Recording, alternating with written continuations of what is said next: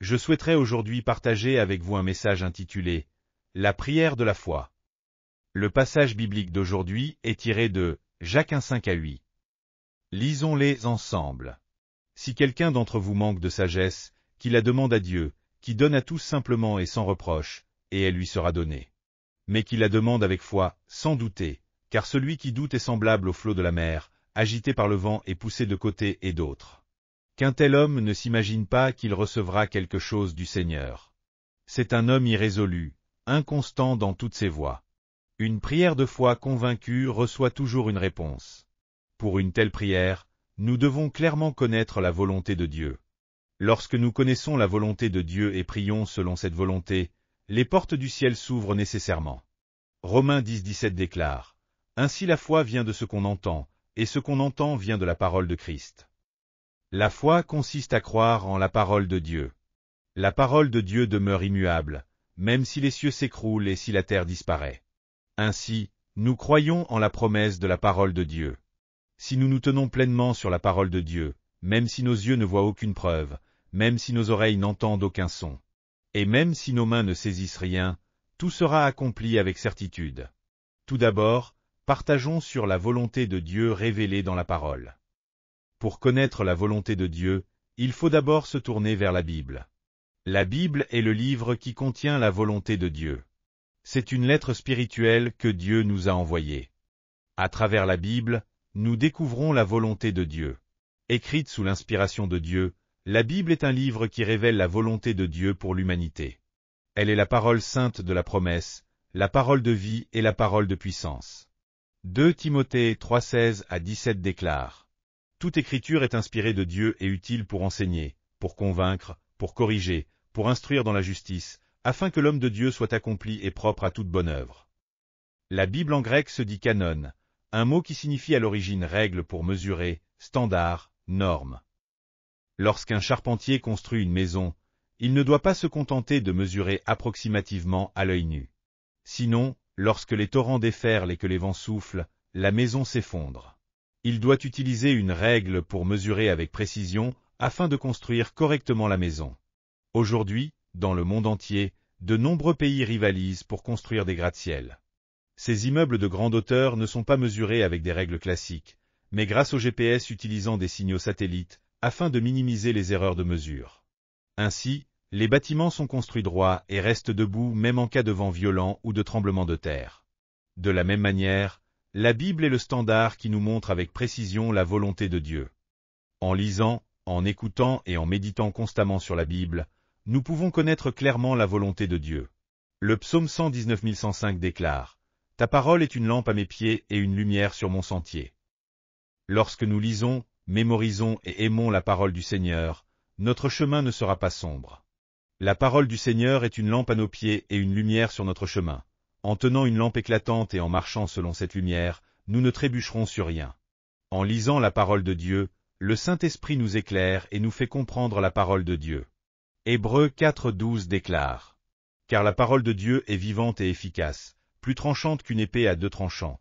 Elle pénètre jusqu'à la division de l'âme et de l'esprit, des jointures et des moelles. » La parole est une bénédiction et un trésor vivant qui agit dans notre vie.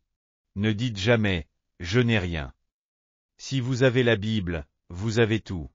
Recherchez la parole de Dieu. En découvrant la volonté de Dieu à travers la parole, en la mémorisant et en la méditant constamment, cette parole vivante et puissante agit dans votre vie. Aujourd'hui encore, nous rencontrons le Dieu vivant à travers sa parole. C'est pourquoi Jérémie 23:29 déclare « N'est-ce pas ma parole comme un feu, dit l'Éternel, et comme un marteau qui brise le roc ?» Lorsque vous vous concentrez et lisez la parole de Dieu, votre cœur semble s'enflammer. Avez-vous déjà fait cette expérience? La parole de Dieu est comme un feu qui embrase le cœur et un marteau qui brise l'orgueil. Il existe 2 façons de comprendre la volonté de Dieu à travers la Bible, logo et réma.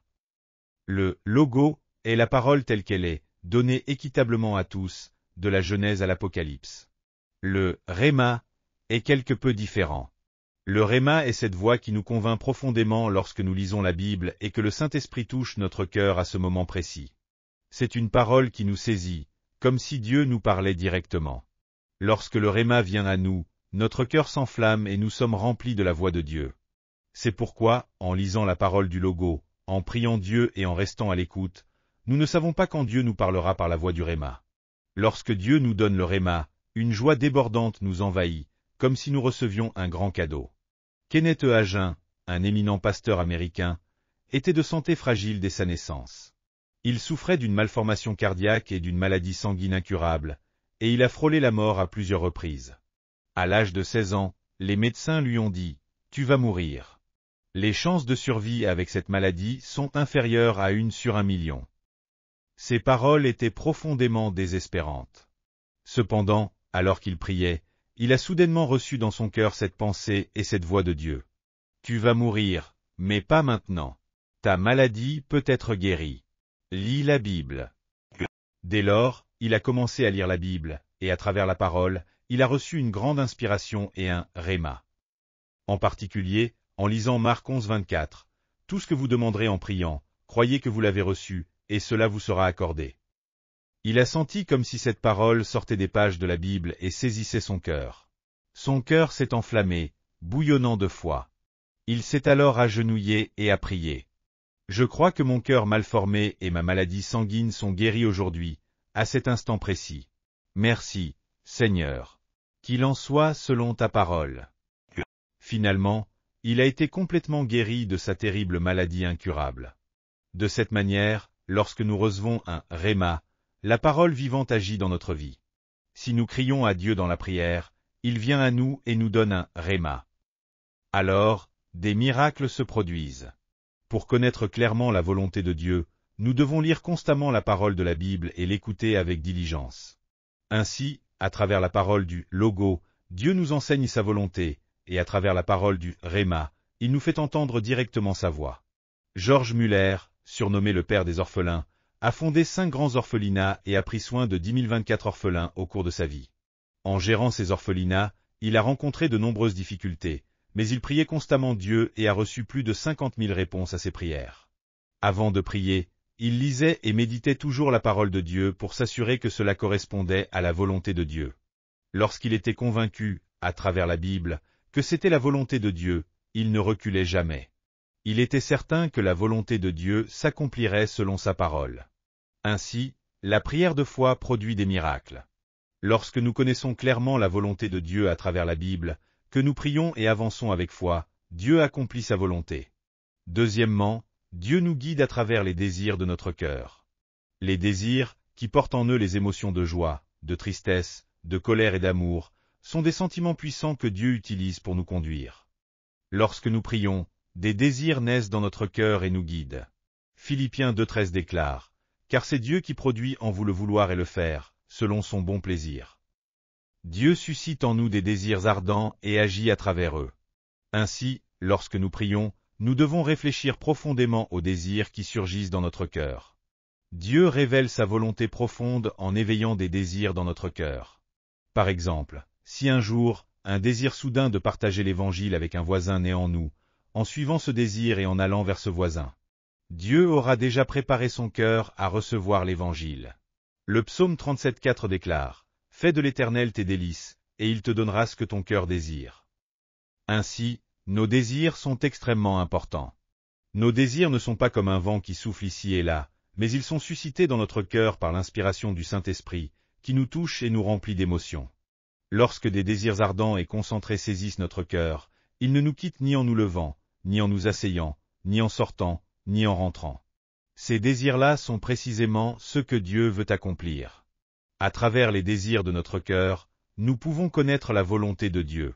Quelle que soit la situation, si nous comprenons la volonté de Dieu et persévérons en criant à lui sans reculer, la réponse est proche. N'oubliez pas, elle est juste à côté de nous.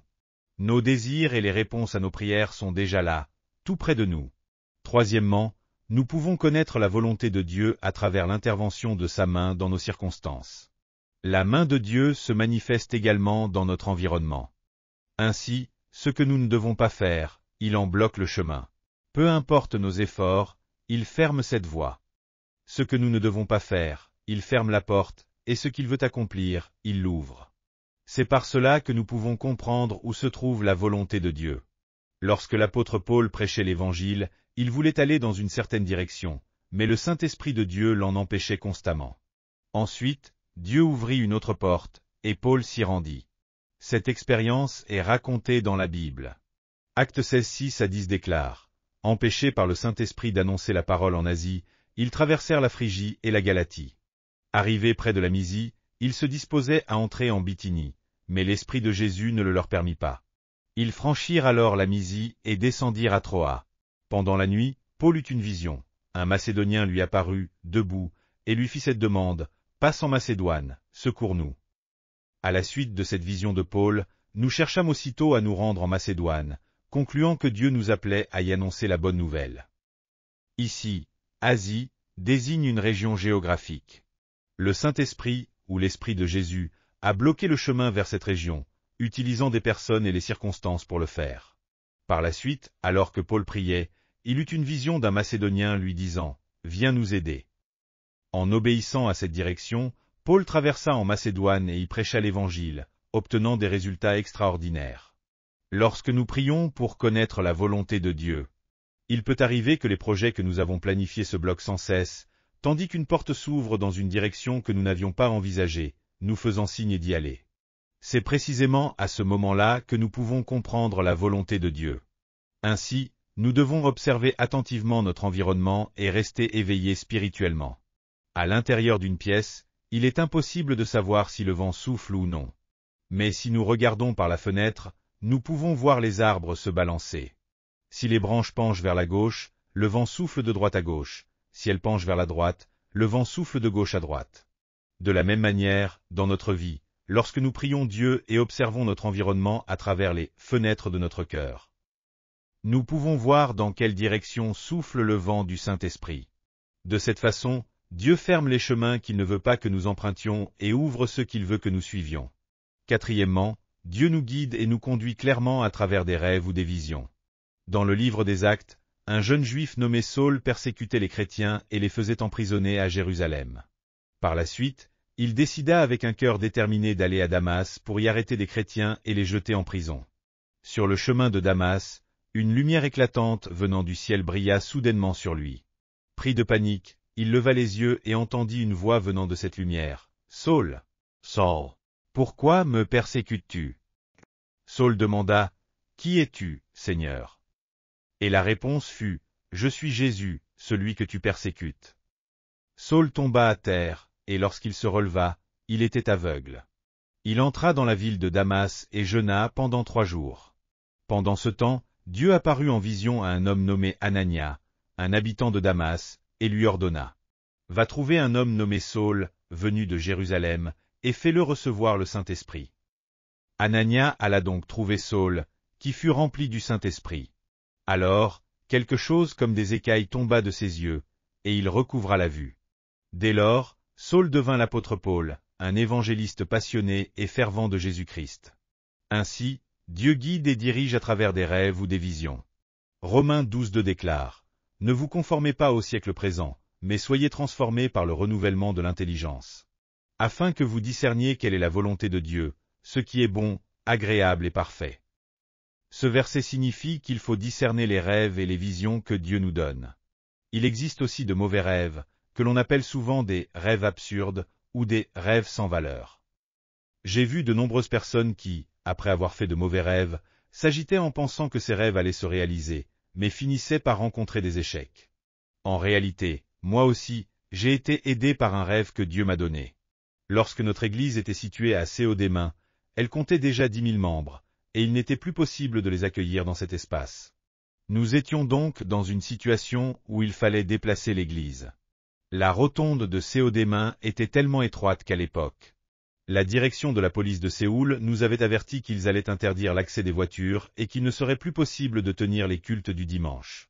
Nous avons donc décidé de déplacer l'église ici, à Yeouido. Mais à cette époque, Yeouido n'était qu'une vaste étendue de sable. Il était impossible d'imaginer ce que l'on voit aujourd'hui. L'opposition était si forte que beaucoup sont venus nous dire, « Si vous allez là-bas, ce sera un désastre total. Il n'y a pas de route, pas de pont, pas d'eau courante, pas de système d'égout, rien du tout. Si vous amenez 10 000 personnes dans cette église, ce sera la ruine totale. » Cependant, malgré tout, je continuais à prier Dieu, et un désir irrésistible d'aller à Yehuido remplissait mon cœur. Malgré cela, l'opposition était si forte que je manquais de courage. Un jour, une diaconesse est venue me voir en disant qu'elle avait une chose importante à me dire, une chose qui concernait la prospérité ou la ruine de l'Église. Ces paroles m'ont tellement surpris que mon cœur s'est affolé. Elle m'a alors raconté son rêve. Je pense que c'était un rêve absurde, mais c'est la première fois de ma vie que je fais d'un tel rêve. Dans mon rêve, Jésus est apparu. Il montrait que notre église de Céodémain était une ruche. En regardant les abeilles dans cette ruche, Jésus a dit « Allez vite !» Alors la reine des abeilles a fait un tour autour de l'église de Céodémain, puis s'est envolée vers Yehuido. Et lorsque la reine des abeilles s'est envolée, toutes les autres abeilles l'ont suivie, et la ruche de Céodémain est devenue complètement vide. C'était sûrement un rêve absurde, n'est-ce pas? M'a-t-elle raconté avec un air inquiet. En réalité, c'est précisément à travers ce rêve que Dieu m'a guidé. Ainsi, par des rêves et des visions, comme celui de cette diaconesse, Dieu m'a révélé sa volonté.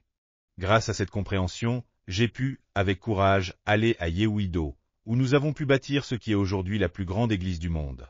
Après avoir reçu de tels rêves et visions, nous devons maintenant prier. Le grand prédicateur Charles H. Spurgeon a déclaré « Il vaut mieux prier pendant 10 minutes que de s'inquiéter pendant 10 ans. » De son côté, le pasteur Billy Bell de l'église Willow Creek a confessé « Quand nous travaillons, mais quand nous prions, Dieu travaille. » Si nous agissons de notre propre chef sans prier, nous ne faisons que nous épuiser sans rien obtenir. Mais si nous prions d'abord, Dieu agit à travers nos prières. Prier, c'est confier le travail à Dieu. Lorsque nous prions, Dieu agit. Et quand Dieu agit pour nous, des choses extraordinaires se produisent naturellement. Dieu a une volonté précise pour notre communauté et pour chacun d'entre nous. Nous ne sommes pas des êtres qui viennent par hasard et repartent par hasard. Dieu est Yahvé Yireh, le Dieu qui pourvoit, et il a tout préparé pour nous. En ce moment même, il attend nos prières. Ainsi, pour prier avec une foi qui mène au succès, il est indispensable de lire, écouter et méditer la parole. En faisant cela, Dieu nous révèle sa volonté à travers les désirs de notre cœur, les circonstances, les rêves et les visions. Aujourd'hui, Dieu a déjà établi tous les plans pour notre vie, c'est pourquoi nous ne périrons jamais. À travers sa parole, Dieu nous révèle sa volonté en disant « Invoque-moi, et je te répondrai, je t'annoncerai de grandes choses, des choses cachées que tu ne connais pas. » Notre Dieu est Yahvé, celui qui fait ces choses, Yahvé qui les forme pour les accomplir. Notre bon Dieu agit et accomplit son œuvre pour nous, et il attend encore aujourd'hui. Si nous crions vers lui, il accomplira de grandes choses cachées. En sachant que Dieu entend assurément nos prières, ne nous décourageons plus. Rappelons-nous que nous avons un soutien solide, un appui puissant qui nous aide en tout temps. Ne vivons pas comme des personnes sans appui, mais avançons avec courage selon la volonté de Dieu. Au nom du Seigneur, je vous encourage à marcher avec assurance et à progresser sans crainte. Prions tous ensemble. Père céleste rempli d'amour, merci de nous enseigner et de nous guider à travers la parole que tu nous donnes, à travers les désirs de notre cœur. À travers les circonstances où tu agis, ainsi qu'à travers les rêves et les visions. Nous aspirons à être encore plus sensibles à ta voix et à ta parole. Conduis-nous chaque jour afin que nous puissions comprendre pleinement ta volonté par la foi et mener une vie victorieuse. Nous prions au nom de Jésus-Christ. Amen. Alléluia. Avez-vous reçu beaucoup de grâce à travers la parole? Je vous bénis de tout mon cœur au nom du Seigneur pour que vous soyez de plus en plus armés de la parole de Dieu et remplis du Saint-Esprit, afin que vous meniez une vie victorieuse dans ce monde. Si vous avez aimé cette vidéo, n'oubliez pas de vous abonner à la chaîne, d'activer les notifications et d'appuyer sur le bouton « J'aime ». Cela nous aide beaucoup à préparer plus de vidéos remplies de grâce. Nous nous retrouverons avec joie dans la prochaine vidéo. Que Dieu vous bénisse grandement.